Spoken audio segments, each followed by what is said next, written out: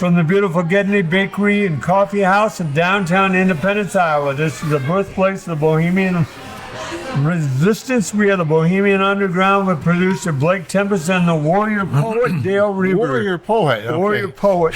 I am Jim Gillespie, and this is a special show on November 6, 2025, coming to you from downtown Independence. We are sponsored by Mickey D's Pizza and Lobster. The Farrells are kind sponsors of this podcast, include them at your wedding, your graduation, or festival plans. Don't wait, the schedule is filling up for 2026. 26, okay. They are sponsoring the Traveling Art Show for the Steve Brown Arts Center. Thanks to them for including the Traveling Art Show. Another sponsor who's been with us since the birth of the Steve Brown Arts Center is Derek Rueber. I had coffee with Derek this morning here at Gedney. And Derek is located in Jesup, Iowa. Contact Derek Marty for your car repair needs. Derek is redoing his repair shop inside, remodeling. Also, check out the podcast, What Is Up with our friend Bubba Seaman. I'm having coffee with him and his wife on Saturday morning from 9 to 10. Dale, you're welcome to join us. We're in Michigan. Oh, that's right. Leaving tomorrow. We'll be back Tuesday. So. Okay. So, Dale, are you a slave to caffeine? I don't think so, because I went years and all I drank was decaffeinated. No kid. Yeah. And you liked it? Yeah, I didn't mind it. I don't know why, but we started drinking caffeinated again a couple of years ago. But no, if I would just stop, no caffeine, I'd have a headache. Not a terrible headache, but I would feel it for a day or so. Yeah. And but no, I lived decaffeinated for 25 years, I think. It's not a problem. I used to get my caffeine from Sugar Pop, from Mountain Dew, Dr. Pepper, Coca-Cola. Yeah. And somebody talked me into, well, I tell you what, I went to the doctor and all my numbers were solid. I drank a lot of Pepsi Cola. Yep. As a teenager. And then when I went into the Marine Corps boot camp, you had no pop, no candy, no desserts, anything like that for X number of weeks. Right. And I think I must have been addicted to Pepsi because I dreamed about it and have a longing for it, those first few weeks. So I remember that quite vividly. I said, it must be how it feels to be addicted to something because, so it took me a little bit. I think we had a cup of coffee in the morning and the rest was just water and not much of that. And so it kept us pretty busy. They say you're supposed to drink a glass of water when you get up, within the first half hour when you get up. Yeah. And I try to do that. Yeah. I try to drink. I drink pomegranate juice the first thing I get up. I drink Gatorade Zero. Okay. Well, pomegranate is supposed to clean out your arteries. Really? Yeah, I had a doctor tell me that. I did not know that. So I had a heart scan a year ago and got my number. And I've been drinking pomegranate juice every morning for this year. So I'm going to go in again in the next month or so and get my second. I haven't done again and see if it's made any difference or not. But that's interesting. So I went to the doctor. I told our listeners about losing weight. Well, when I went, I asked the doctor to put me on that Ozempic, and you're not big enough for that, are you? Well, then I was. All my numbers were out of control. Yeah. And she said, "You're too hard-headed. Plus, it's too expensive. You don't want to do that." Yeah. And plus there's side effects. And plus, people are starting. If I take you off of it, you gain the weight back. Yeah. Well, the price is coming down, though. I said, "Well, I love Sugar Pop," and she said, "Well, I tell you what, get yourself addicted to coffee." Yeah. You have to tell me I get an addiction. I jumped right on that addiction. Yeah. So I'll have 4 or 5 cups usually before noon. Yeah. See, I don't drink that much. I think probably 2 cups a day in the morning, and that's about it. But I worried about my blood pressure going up. Yeah. And the other day I was at the doctor. It was 94/60. Okay. It's not. It's kind of a strange blood pressure, isn't it? Yeah. Because that's low. Yeah. My wife has low. Okay. She's had student nurses before that couldn't get a reading. Oh, really? They thought she had died, and they had to go get someone else. Right. And I got my pulse down so low that one time I was giving blood and it was like 45 or something, and the nurse said, well, I have to call a doctor to see if you can give blood or not, because it was, and so. So your resting heart rate's 45. Well, it was, yeah, and it's always, and I haven't checked it for a while. I used to check it all the time, but it was between 45 and 60. But yeah. Mine is 55. Yeah. So I always thought that was good. But then it can be bad, I guess. I thought, well, your heart's not working very hard. It ought to be good, you know? Right. So I don't know. I don't know. I was going to say, though, with the caffeine, and I'm like a little kid, I guess, but like a week before I have to go into the doctor for my physical, I will quit drinking caffeine, hoping that my blood pressure will be a little lower. So, Right. Yeah. So because it traditionally reads a little high sometimes, you know. But I don't do anything for it. I just keep living. So I've got a top five deal of my favorite 5 drink orders at Gedney. Okay. Now I've got one coming that's not on the list here, but here are my top 5 drink orders. Okay. Number 5, drip coffee. Is what? Drip coffee. Drip coffee. Okay. Yeah, that's pretty good. That's regular coffee. It's regular coffee, except they have a drip machine. Okay. Yeah. Okay. It's pretty good. All right. I mean, it's dark roast. It's got a good flavor. Okay. You know, it's not like church social coffee. Yeah. That's no attack on Pastor Reese or anything. Number 4, London Fog. Okay. And what makes it special? London Fog is a tea. It's a tea with vanilla. Oh, which one gives it the foggy? Yeah. Okay. Yeah. All right. That makes sense. Number 3, peppermint bark latte. Okay. Now, can you drink out of that tiny little glass without your nose getting in the way? Or? No. Well, I can't either. So, No. okay. All right. And that's an iced coffee. I'm not big into iced coffee, but that is good. The Yeah. peppermint makes it good. Well, I'm glad you tried it, because, you know, iced coffee sounds terrible to me, so I've never tried it ever. So. Well, I didn't get into it till board member Kara Abed, used to be Kara Mastiller, said you got to try iced coffee. It's good for you. I mean, it's better than regular coffee. Number 2, mocha or white mocha here at Gedney's. Okay. And my number 1 drink here at Gedney is the raspberry hot chocolate. It's I love raspberry in my hot chocolate. Okay. So Blake just showed up with a glass of milk and a cookie, a good all-American snack for a boy. Is that oat milk? No, it's just milk. It's just milk. Okay. Is it really? I thought it was just some kind of special thing. Okay. Well, Those are my favorite. Do you put marshmallows in your hot chocolate, Dale? oh, yeah. If I got them, I always do, yeah. Yeah. But Usually we don't have them on hand anymore. You know, when the kids were there, we always had them, but Right. usually, and I don't drink a whole lot of hot chocolate. We were getting those envelopes, yep. just heat Swiss the Miss. milk, yeah. But then you read the ingredients and say, well, this is really not very good for us. So this year we bought a can of cocoa and some sugar, and we're going to just make regular hot chocolate instead of using the envelopes. And it probably won't be any better for me, but You know, I've become addicted to whipped cream. Mm-hmm. You know, when we were going to Ireland regular, and we would be get invited to houses for meals, they would make the whipped cream right on their stove. They wouldn't buy the whipped cream in the containers in the store. yeah. And I've never been brave enough to do that.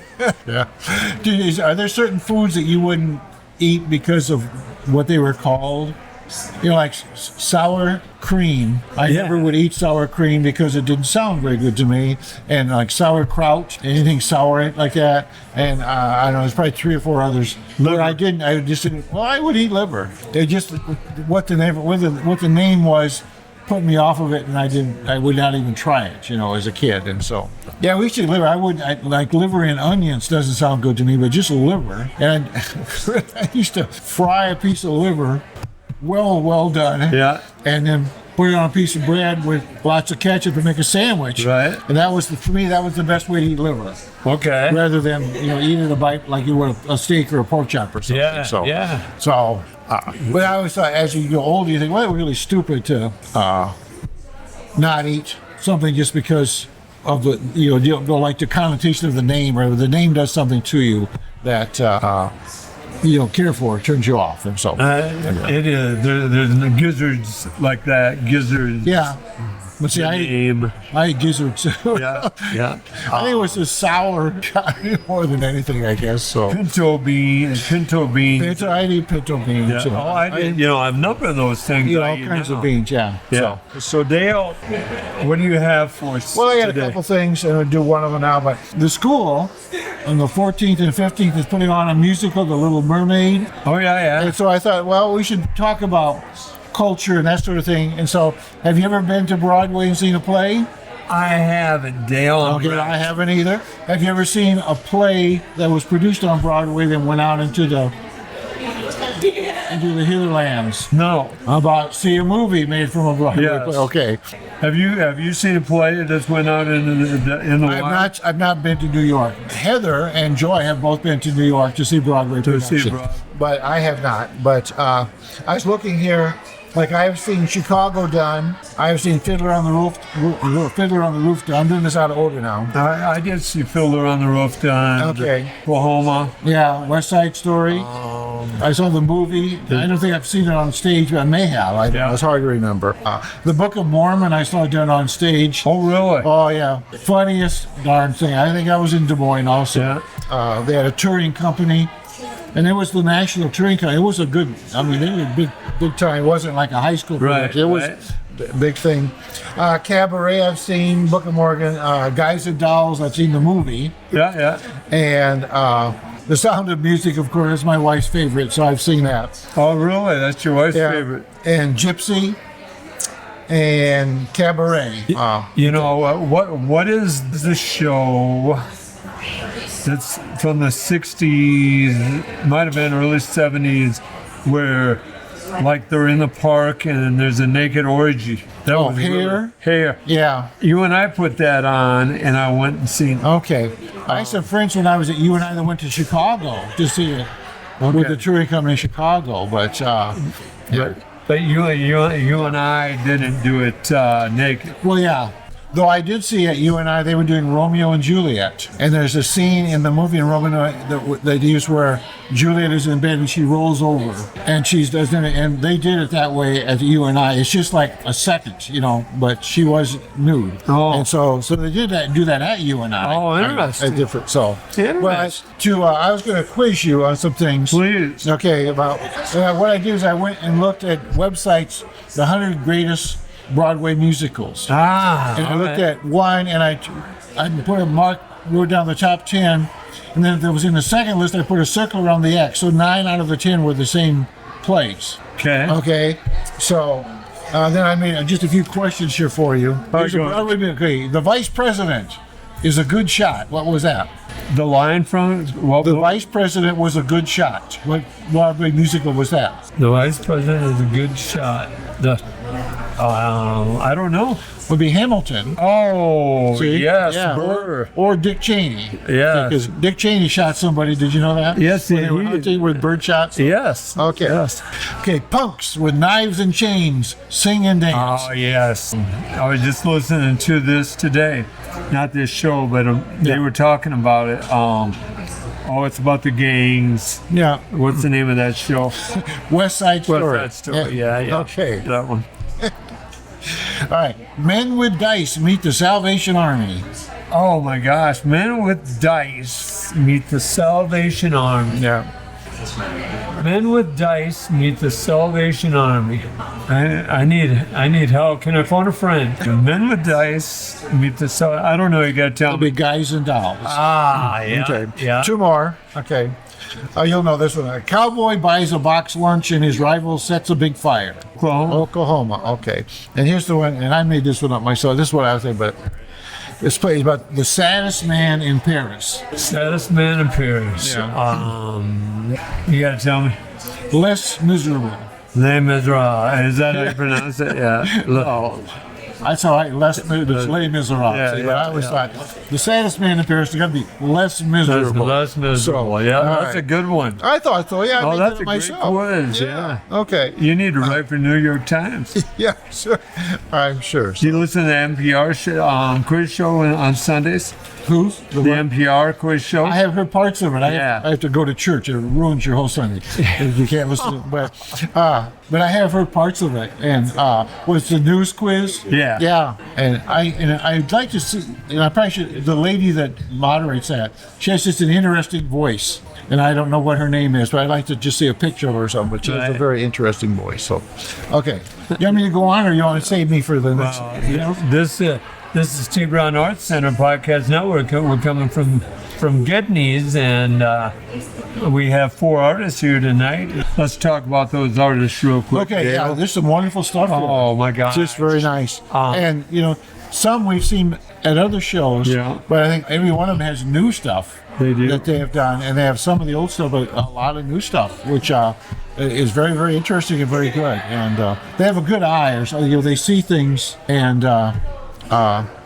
Sam was telling me that the one girl down here, she has a picture, and the colors that inspired her are the colors that are in the Palestinian flag. Oh yeah. The Free Palestine flag, and that was what she doesn't say that, or it had, but that's what she tried to put into the painting. And so should be shout out Sam Reese, Right. from Jesup, went to Jesup High School, Yes. and was in Gedney's here tonight, stopped and talked, and so it was very nice to talk to her again. And what a remarkable young lady, and kind of. She kind of goes her own way. She's been in North Carolina, Upper Peninsula, Michigan. She's back in Iowa now, and working with people that really need a lot of help. And so I think it's quite commendable of her. And so It is.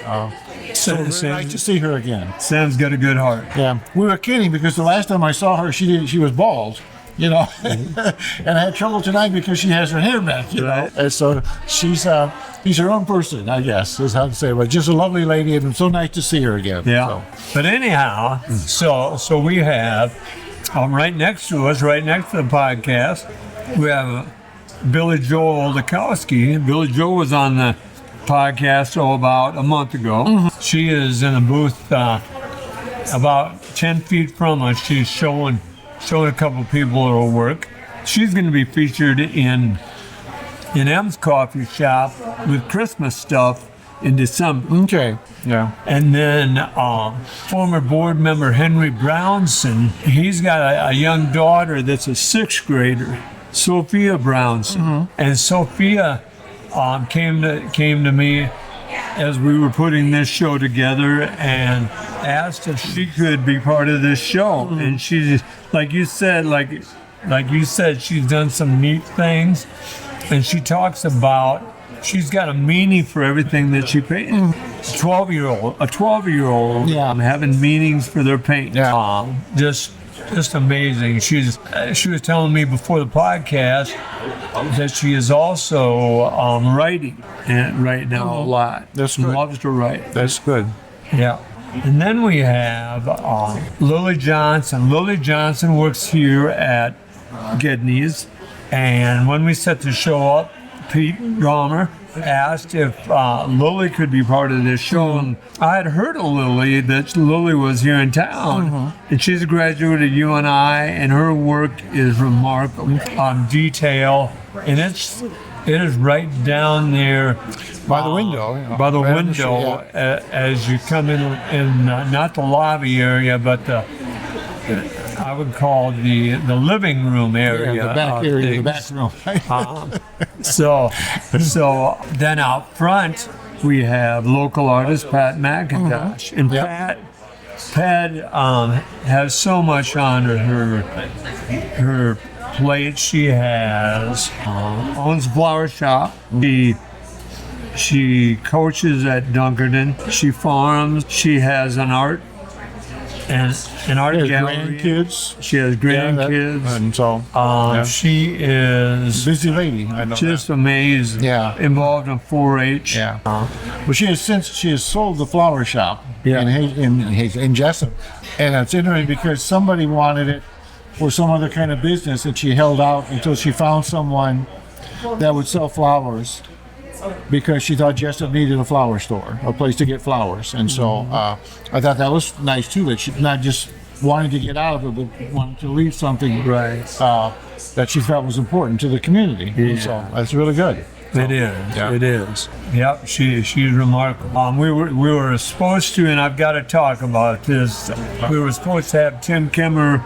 Was supposed to do a concert tonight, and Tim's son is seriously ill down in Iowa City, and we want to do a shout out to Tim that we're thinking of him and think of Matt, and we understand, you know, why you're there. You got to be there. Don't worry. Dale and I are big boys. We can handle this. Well, my wife is on the board at the Independence Area Food Pantry, and Tim volunteers down there a lot. Yeah. And so when we got your message, then she called January down there, runs the place, to let her know, and they had heard about it, but they said they had a lot of people down there lined up to come to the program tonight to hear him sing. And so I hope it all works out where it all comes back together again, and all those same people can get away and come and sing, because so we would have had a pretty good crowd. I think. We would have. Well, like I told Tim, we can do this again. You know what? One place, you know, I have 2 or 3 other places in other towns in Buchanan County that I'd like to do this, and we can set Tim up there.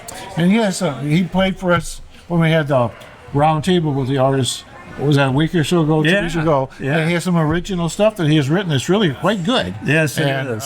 It has some humor in it, which is why I like it probably, but I thought it was really very good. So he plays and he writes and he sings, and we were going to play with him. We were. The world will never know, will they? No. What they missed out on. So Someday. You think so? Okay. On YouTube for what is that, perpetuity? Yeah. What's perpetuity mean? Forever. It's on forever. Yeah. It'll always be there. I think you're thinking royalties. Yeah. Royalties too. I like that. I like the way you're thinking, Blake. Blake is in the money, you know? Yeah.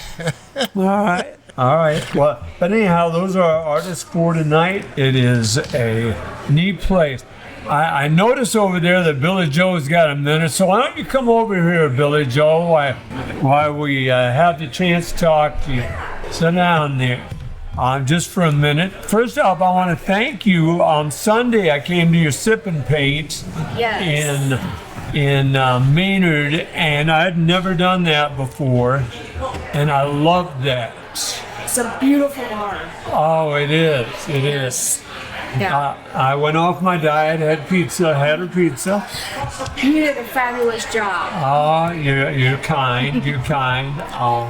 We did a Halloween painting. Okay, you weren't sipping the paint, were you? Or snipping the paint? You were He stayed in the lines very, very well. Did he really? He did. Wow. He did. Wow.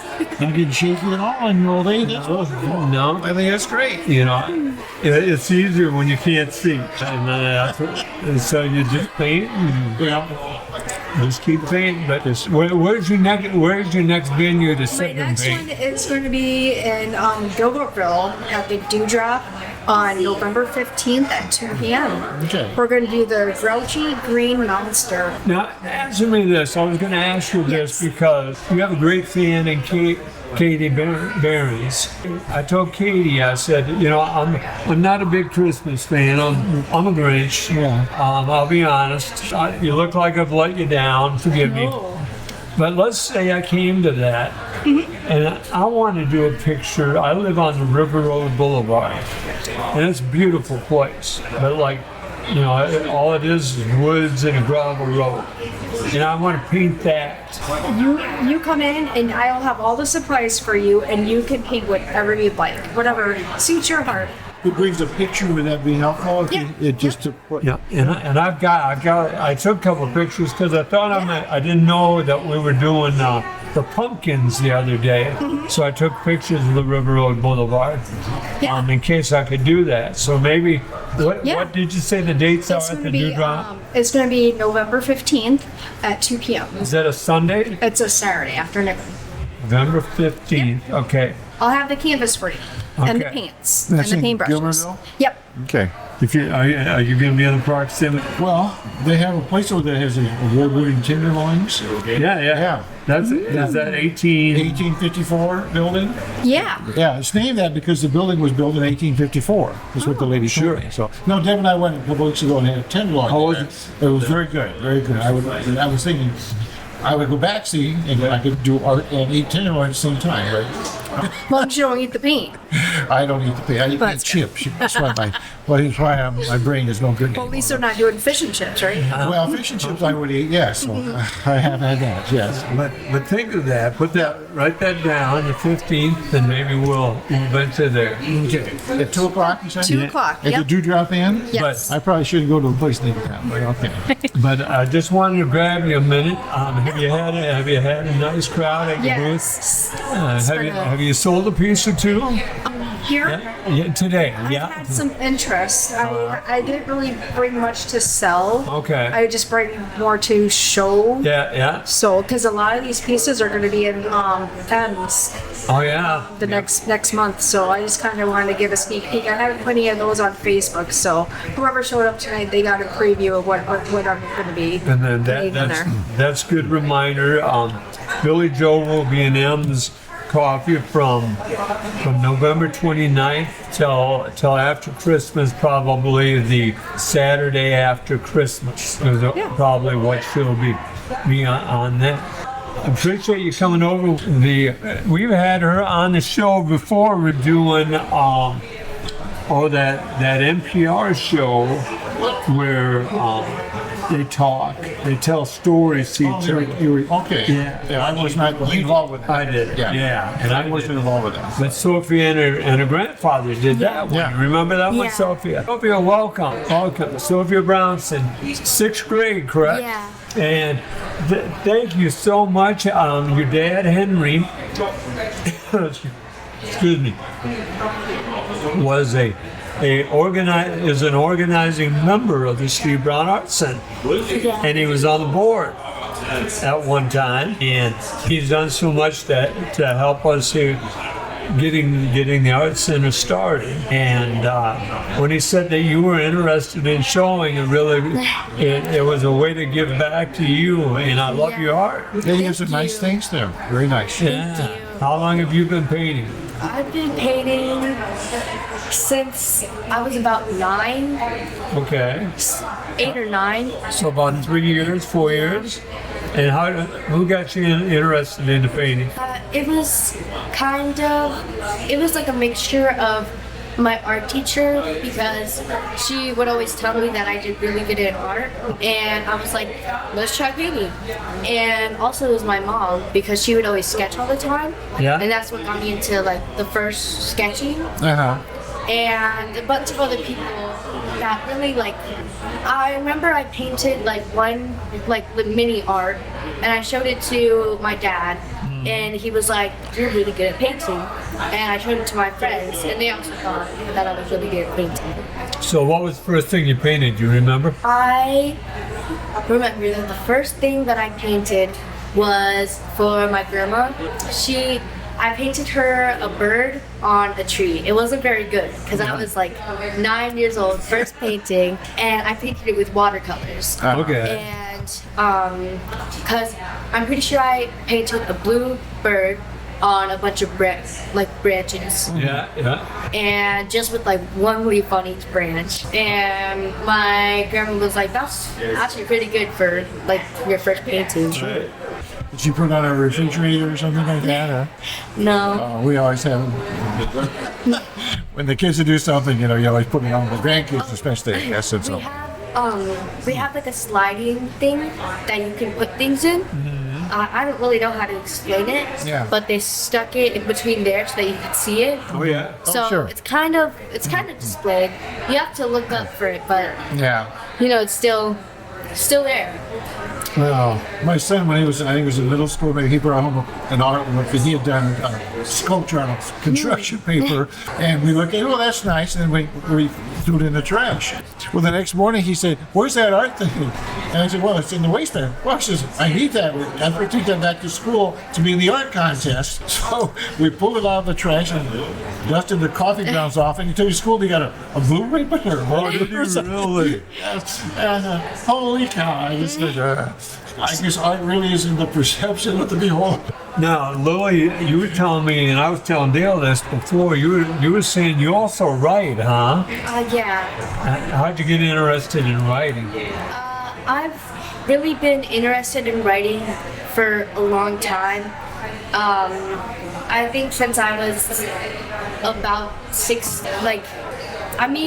probably 7 years old is where I started. And I just wrote like little stories about like the holidays or something. I would my first story, I'm pretty sure it was, I remember my grandma and we would always talk before bed. And I wrote a story. This was when I was like 5 years old now. And it wasn't very good. But we came up with this character and it was really funny. We named him One-Eyed Trevor, and we always in every story we gave him one eye, and we would tell people how he lost his eye. And then I remember one of the pages was he was in a classroom full of art kids and they didn't like his art, so they all threw pencils at him. And we just came up with crazy ideas. Right. And we just wrote them down before bed, and that became my first story when I was 5 or 6 years old. Oh, that's so cool. Is there much writing time in school? Any time to write? Like a teacher assignment or English class or anything like that? Or A little bit. Usually I write during my free time because I know that a lot of kids at lunch, they'll talk, eat a little bit, talk, but what I do is I talk, eat, write, talk, eat, write. And it's just a revolving cycle. Sure. Talk, eat, write. Yeah. And everyone is why are you writing at lunch? And I'm just well, because I write. Yeah. Stories. well, that's good. Before you go here, did someone tell me you just got back from Puerto Rico? Yeah.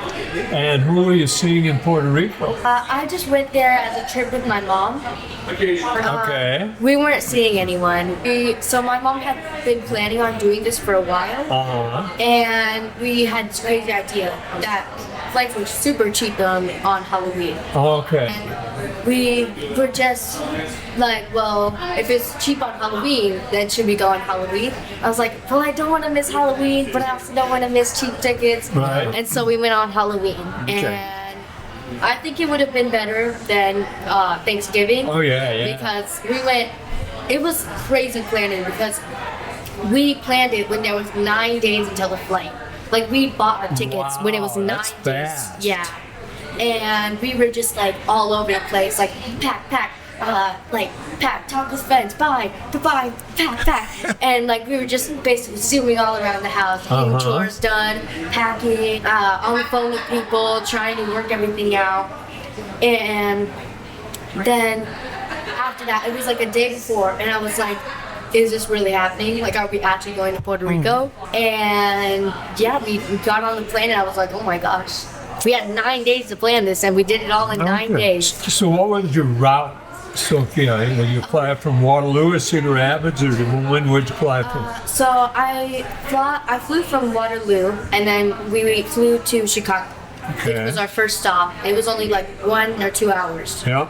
And then from there we flew to Puerto Rico, and that was 7 hours. Chicago direct to Puerto Yeah. Rico. That's the way to do it now.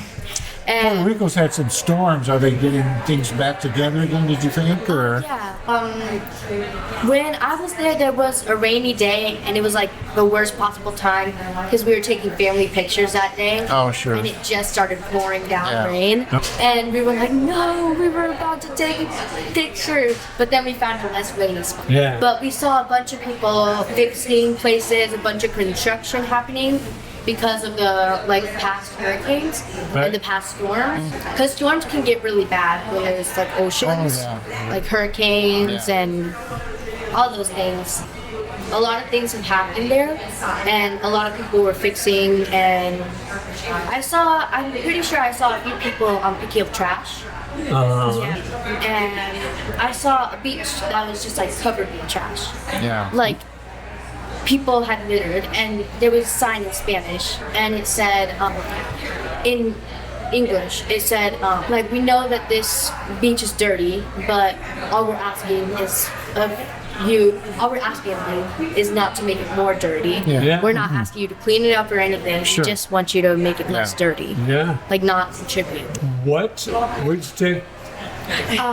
We stayed in San Juan.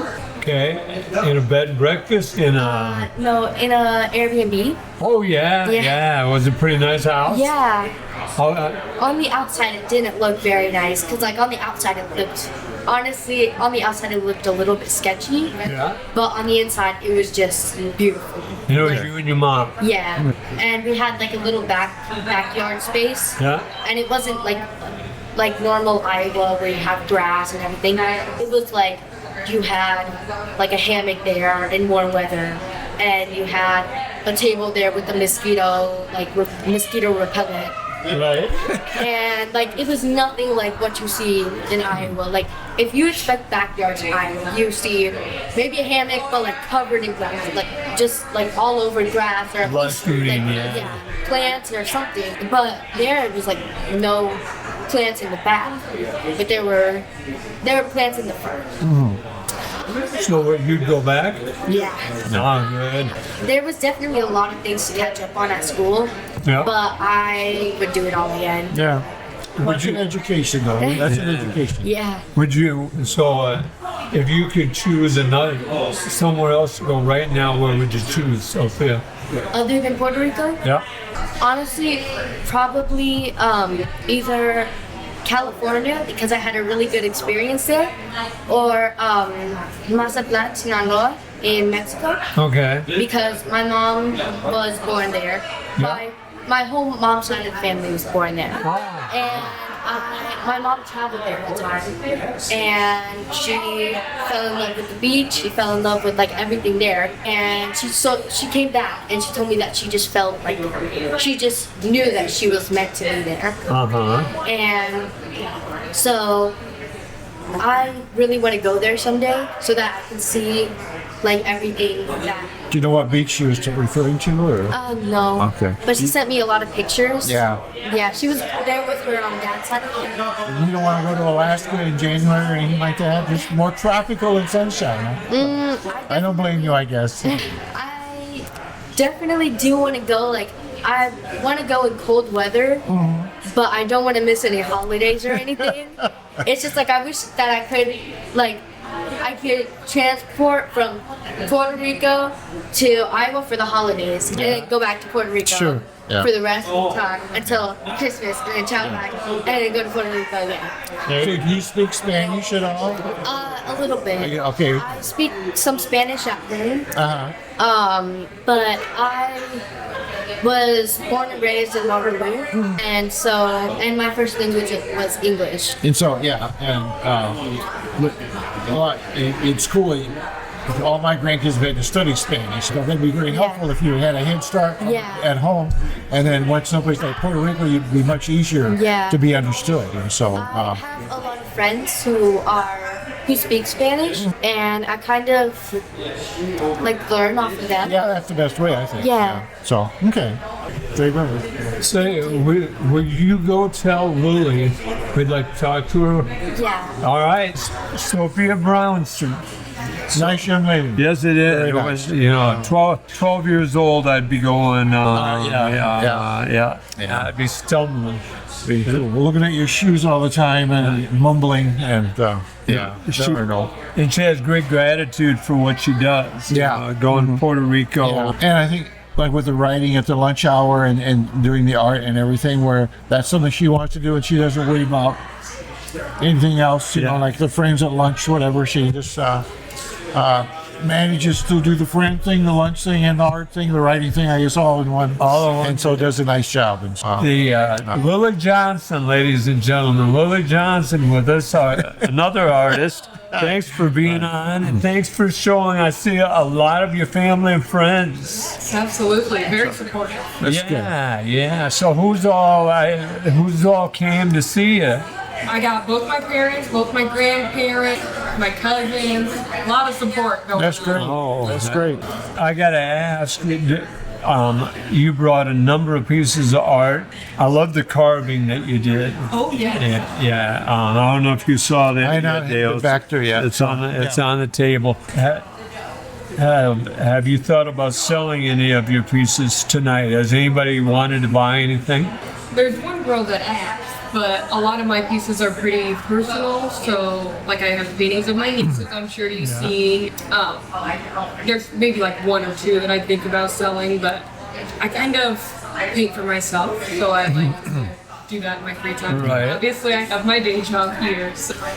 There's a girl over in the corner where she's kind of looking over her shoulder. Yeah.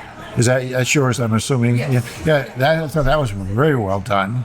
And what was you have an inspiration for that, or did you see something like that, or? Yeah, I actually, I was playing at that time around with nature and how that interacts with, because I've always loved painting people, but kind of the realism of like portraits was not very interesting to me. So I was trying to figure out a way that I could incorporate that into like nature and stuff. So I came up with that idea.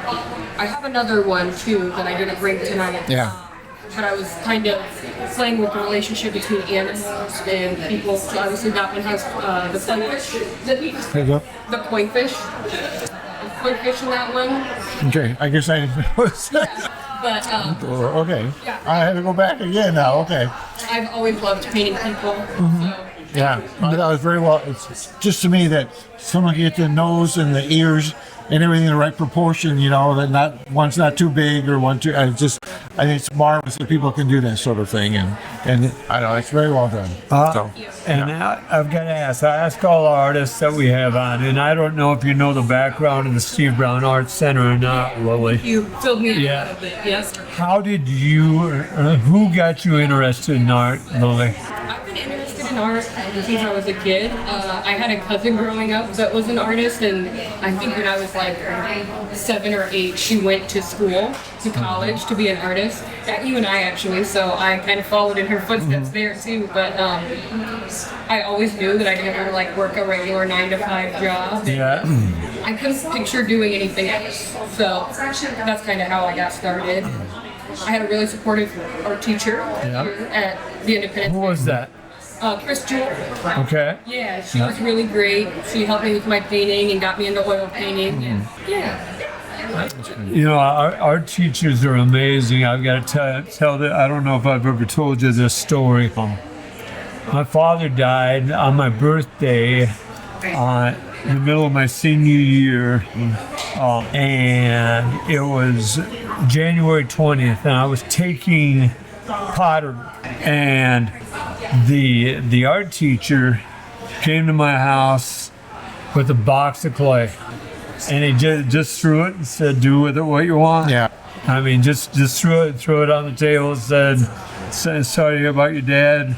It was his first year out of college. You know, I'll never forget that. Tim McMahon was his name, and he lives out in North Carolina now. Yeah. I always found it interesting thinking back that when we were young, we did clay at school in art class, most of the kids made ashtrays. Yeah. Because all the parents smoked, you know, so Yeah. it was easy to make and something that they needed. So Yeah. So you graduated from UNI with your degree, and what's your degree? Sorry, Dale. Bachelor of Arts, literally Yes. a Bachelor of Arts. Yep, Cool. with an emphasis in photography and painting. Okay. Yep. So do you take a lot of photos? I haven't been recently. I've really been more into the painting side of things. What's your love? What's your passion of all the arts? What if I were to say, Lily, you can spend here's a month. Here's the money. You can live here. Your bills are paid. work on your art. The only stipulation is you got to work on your art. What would you do? I think definitely painting. I think that's my one thing. I've kind of taken a break from it just because of a lack of space to be able to work with oil paints and, kind of the toxins and the paint thinner and stuff. But absolutely, I love oil painting. If you can, we'd love to have you on the podcast for a whole evening one night, talk about things. We get that chance and you're not busy. Yeah. We'll get you on. But Awesome. we want to talk to you. All very self-assured. Yes, they are. Yeah, we went a long time on the podcast and had met and didn't get with. Yeah. And a number of times people said, well, you can never have women on the podcast. Yeah. So, Well, the better looking you get, the more women that flock in back here. yes, Right to see. I'm trying, Dave. I'm trying. This came out is A Brief History of Animal Crackers. Oh, Okay, so who makes the animal crackers? Here she comes. there's you can. Okay. We'll be back. We'll get back to that. Pat Evans with us here. Pat McIntosh, I'm the owner of multiple things, but the Farmer's Wife in Independence and Jesup. excuse me, and Jesup, Yeah. forgive me. Don't give away all their stuff, Farmer's Everybody Wife. says everything they need. They do. We need a couple things in Jesup. So Pat, tell the listeners everything you're involved with. You have your own studio. You're involved with the church, the Farmer's Wife. Yeah, Farming. I coach at the school. I farm with my husband, What's your husband's name? James. James. Okay. James. Shout out to James there. Yeah. And your children's. What are your children's names? Jessica's my oldest, and then Andrea, Lyle, and August. And you coached some of them. Yes, so. I did.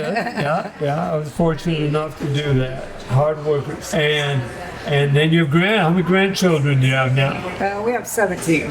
17. 17 grandkids, yeah. That's a lot of kids to keep track of, isn't it? Yeah, That's, yeah. A lot of birthdays to keep track of. Can you line them up and name them? Pretty Or good at it. can you line them up and name them? I probably can. Can your husband? Can James? I'm not sure that I won't make Yeah. a mistake in there, but You think James could? James probably better than me, You think? actually. Okay, so a lot of Yeah. times the men go, he's one of Yeah. these. Give me a Don't multiple ask choice. me when their birthdays are, but he can Oh, tell you no, who they yeah. all are. Yeah. Well, I had one that was born on December 7th. I can remember him real easy because of Pearl Harbor. The rest of them, it's kind of death helps a lot. So, Oh, I'm just glad there's Facebook out there because it usually tells me when one I of them has suppose, a yeah, it birthday. pops up, doesn't it? One of their parents posts down there happy birthday to their kids, Yeah. and I'm like, yeah, okay. So Pat, we ask all artists, who got you involved in art? How did you get involved in art? Well, I wasn't a very good reader in first grade, so I always tell people I took first grade over because I loved it so much, but the truth is I couldn't read. So I went and spent a summer with my aunt in Wisconsin, who was a second grade teacher. And in the morning we would work on my reading, and in the afternoon we'd go into her art room and work on her art. And she had 3 paintings she was doing that year. They were all exactly alike. They were of my great-grandma and my great-grandpa. And she would let me paint on them with her. She'd tell me to paint the hair or whatever. I brought that piece with me tonight. But so that was the first time that I really was involved with painting. And then you were 7 years old. I was probably 6 because I was between. No, I could have been 7, but I was 6 or 7. Yeah. And your aunt's name was what? It was, well, she would have been raised and went to Ruth Bear, and then she was a washroom at the time. Okay. Lived in Wisconsin. It was the year that Dunkerton flooded, so I ended up staying a couple extra weeks because everything was underwater and I couldn't come back.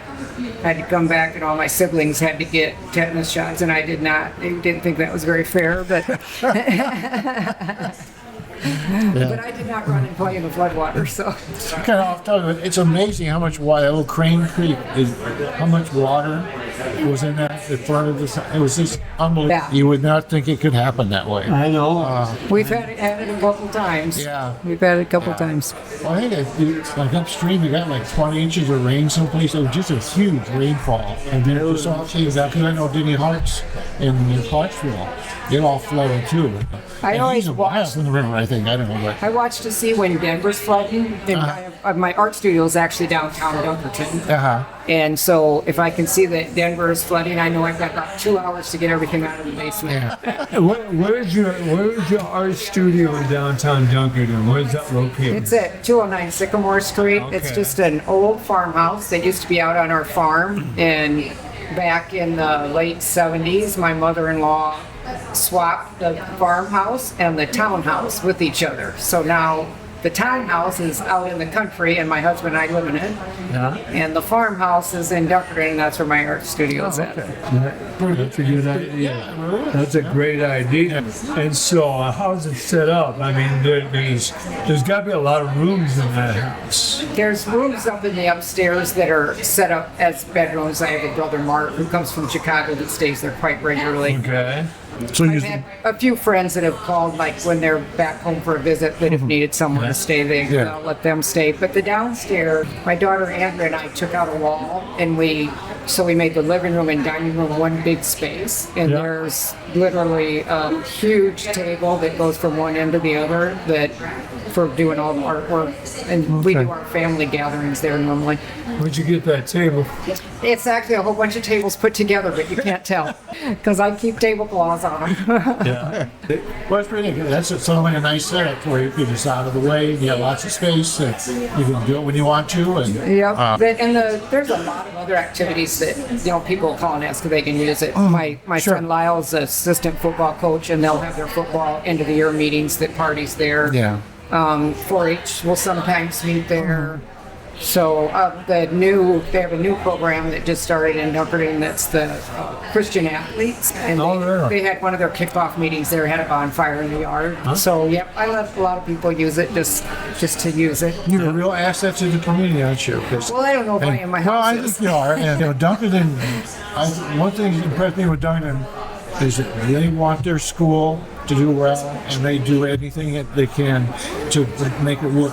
Yeah, And, they don't want to consolidate. No, and there's very few schools their size that are still just Dunkerton and not Dunkerton and 6 other schools Right. or We whatever. don't have a bunch of extra initials. Yeah. So I'm very respectful of the people at Dunkerton because they work hard for the school. They support their school. We've had And it back the in facilities that is school great, board and for so- years. Jamie's grandfathers were on the school board. Uh-huh. And then Jamie's mother was on the school board for years. Yeah.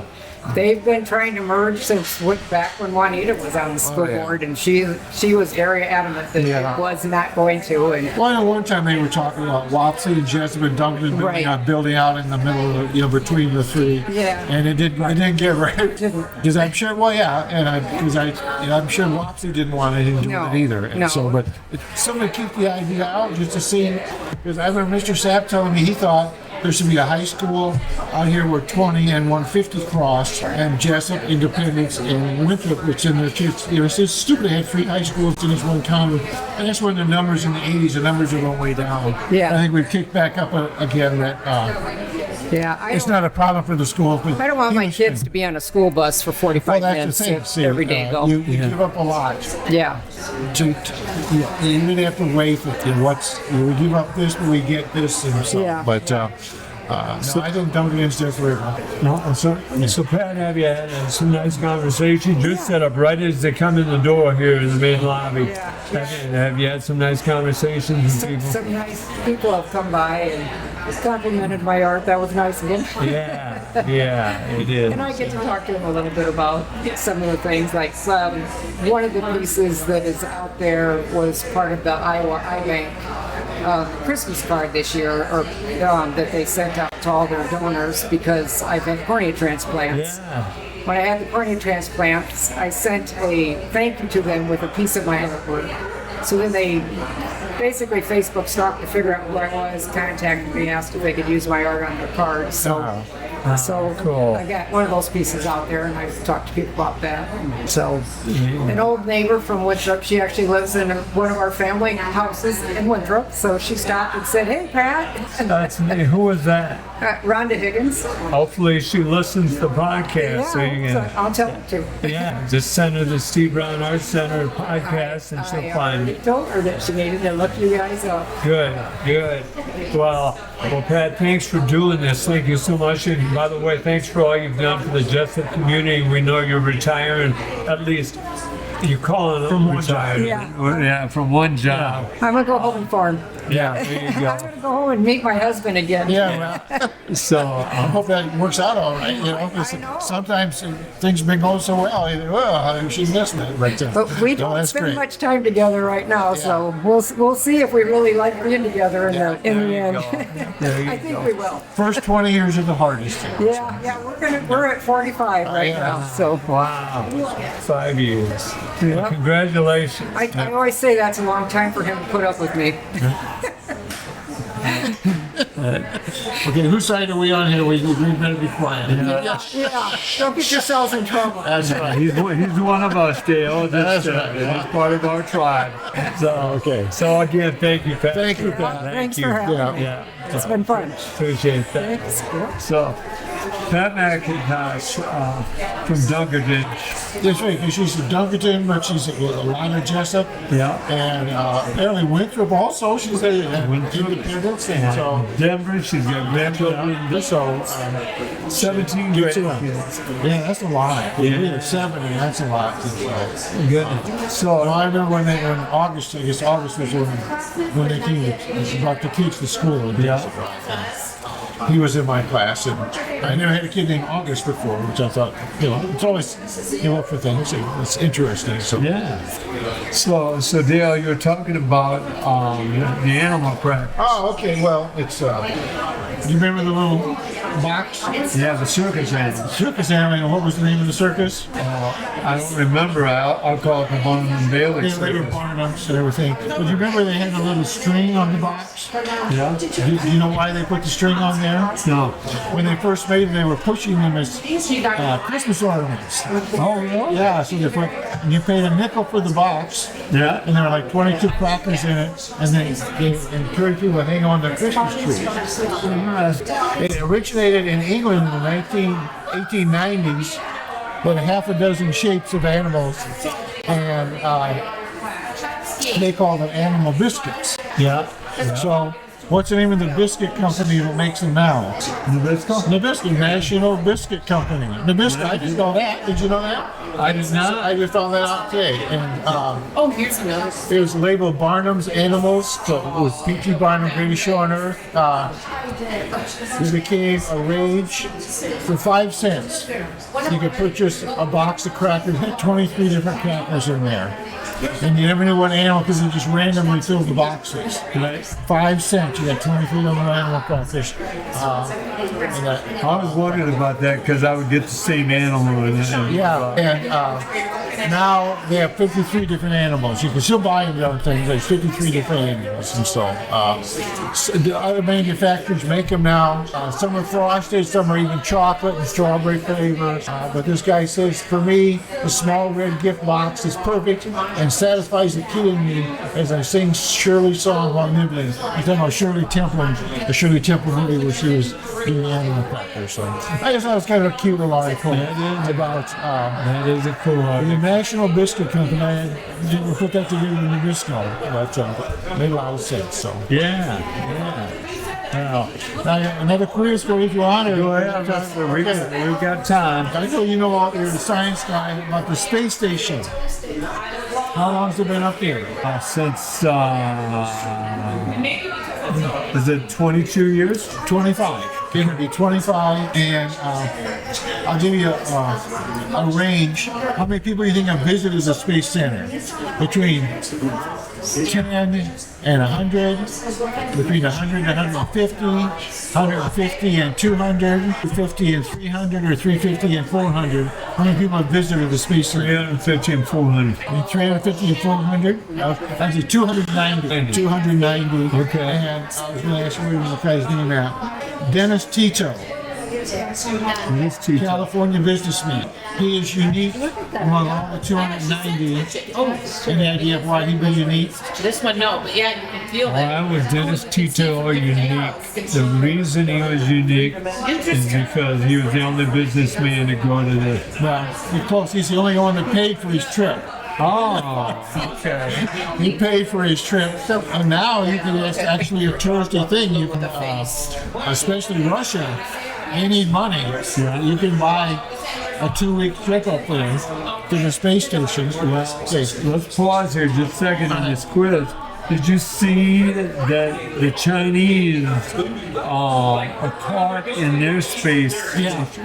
Just before they were scheduled to leave the space station, their capsule that they were leaving in was hit by space debris. Yeah, and that's one of the things in here about the problems they're having is more and more space debris all the time. So, size-wise, think about the school property at Jesup. How big is this thing? Do I have options or? Well, how about the size of a classroom, the size of the gymnasium, the size of the football field, or the size of the cornfield out there? It's football field. Okay, it's the same size as the football field. Good size. It is. I mean, it's long. It's a long, narrow. Assembled it by parts over the. Okay. Yeah. You know, they did a twin brother experiment Yeah. up there with the Kellys. Right. Okay, the one Kelly was married to the congressman, both astronauts, where they, one was in space and one was on land, and they kept doing measurements of their physical growth and their blood pressure and this sort of thing to see if being in space was inhibiting or bothering the guy, the astronaut, differently than it was the guy who was living on land. They don't give me the results, so I don't know how it turned out. But in 2031, it has to come down. It has to come down in 2030. It's got cracks in it all over the place. It keeps getting hit by space debris, space junk, and this sort of thing. So, how do you think they're going to get it down? I would guess they're going to blow it up. No, see, that would just add to the space debris. So there's a company called SpaceX, and they're paying them about $1 billion to boot it out of orbit so that it crash lands in the Pacific Ocean and burns up as it goes down into the Pacific Ocean. So it's going to cost them $1 billion to do that. $1 billion. $1 billion to boot the space station from orbit. And Boot it. How are they going to boot it? It doesn't say. It'd have to be some kind of explosive device, like a rocket. Do that. But they want to keep it going. Before that happens, Axiom Space will remove the module it plans to send to the station. The free-flying module will form the nucleus of Axiom's own space station. So they're going to keep it going up there, so people can still go up there and stay. Okay. So they're going to replace it with one. So when are they sending that up? Well, it's up there.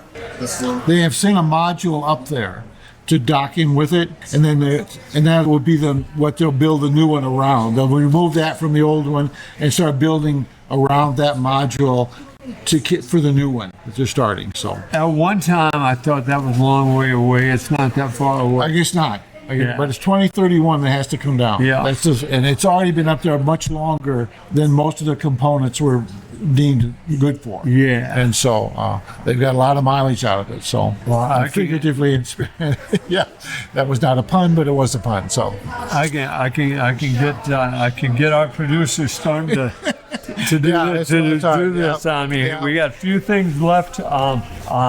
Don't forget, I need the audience help to meet 12 artists, one artist a month. I'm getting help from people, but I want you to continue to do that, please.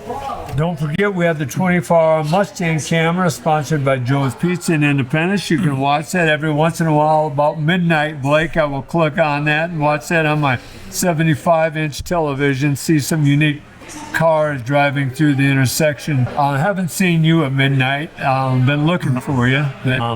Dale, I don't see your pickup driving through. No. And one more thing, I got a message today from the high school that they're going to sell all the tickets for the play online. Okay. And it's one of those deals you go on and you buy it online and you can pick your seat where you want to sit.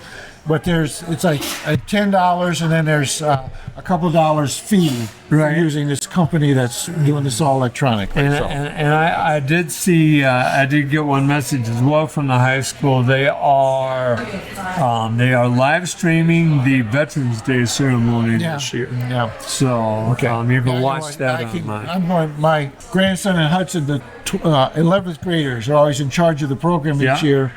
And so he's in 11th grade this year. So one of his classmates called and invited me to come to that one. And so I'm going to the Hudson program this year. So I want you to remember here. Remember, I always say the days that my gratitude outweighs my expectations are mighty good days, and I want to read something about my gratitude here to you. Tonight, I'd like to talk about a visionary in the heart of Iowa, where creativity often blooms quietly. Blake Tempus has helped us ignite a cultural wildfire. His tireless dedication to the Steve Brown Arts Center has not only helped the Steve Brown Arts Center grow, but has redefined what it means to be a community arts leader.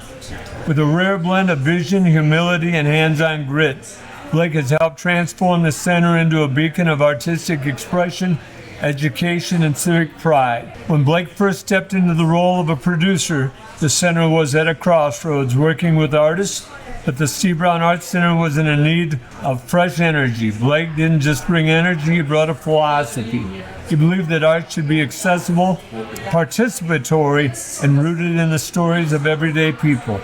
Under his leadership, the center has become a living, breathing canvas for the community. One of Blake's most celebrated achievements is the Stories from the River Road, initiative, a multimedia storytelling project that captures the oral histories, portraits, and creative works of local residents. From retired farmers to high school poets, Blake has given a platform to those often overlooked, weaving their narratives into text exhibits that are moving as they are inclusive. Blake also spearheaded the transformation of the center's studio space. What was once a modest audio podcast has also become a produced visually as well, and has blossomed into a dynamic hub featuring a live concerts, a 24-hour live mural in Independence, and an advisor to other podcasters in the area. His fingerprints are quite literally on the walls of Buchanan County. Blake's belief that creativity is a birthright, not a luxury, has resonated deeply with families, seniors, and students alike. Perhaps most impressively, Blake has reimagined the center as a catalyst for civic engagement. He's helped host town hall-style art nights where residents express hope and concerns through collaborative installations. He's partnered with local schools, libraries, and even police departments to bring art into unexpected places. Under his guidance, the center has become more than a gallery. It's a gathering place, a think tank, and a sanctuary. Blake Tempus doesn't seek the spotlight, but his work has illuminated the path forward with community arts. He's shown with hard hustle and deep respect for place, one person can galvanize a movement. The Steve Brown Arts Center is no longer just a traveling arts center. It's a living testament to what happens when a community and art walk hand in hand. And for that, we owe Blake our deepest thanks. And to buy you a bigger hat, won't we? That was very nice, very deserved too. Thank you for everything. Thank you. We don't tell you thank you enough for all you do. We ask you for things more than we should. So thank you. So we've got to wrap up. And we'll get out of here. Don't forget, if you'd like to donate to the Steve Brown Arts Center or have an idea for an event, go to the SteveBrownArtsCenter.org and follow the link. If you have news or would like to sponsor us, email us at jim@SteveBrownArtsCenter.org or call 319-290-0241 and leave a message or tell Dale or Blake. I'm Jim Gillespie with co-host Dale Rueber and producer Blake Tempus. Our thanks as always to Kelly Seahas and Cowork 591 for letting us use the they are Heartland Technology now. And There's more to it. I think an event center. something. An event center. I need to change We'll have to write that down. Yeah. Yeah, thank you. Thanks to the audience as well for bringing these stray dogs into your life. Thanks to Gedney's Bakery and Coffee House for having us for a second time. And remember, each day is about little victories.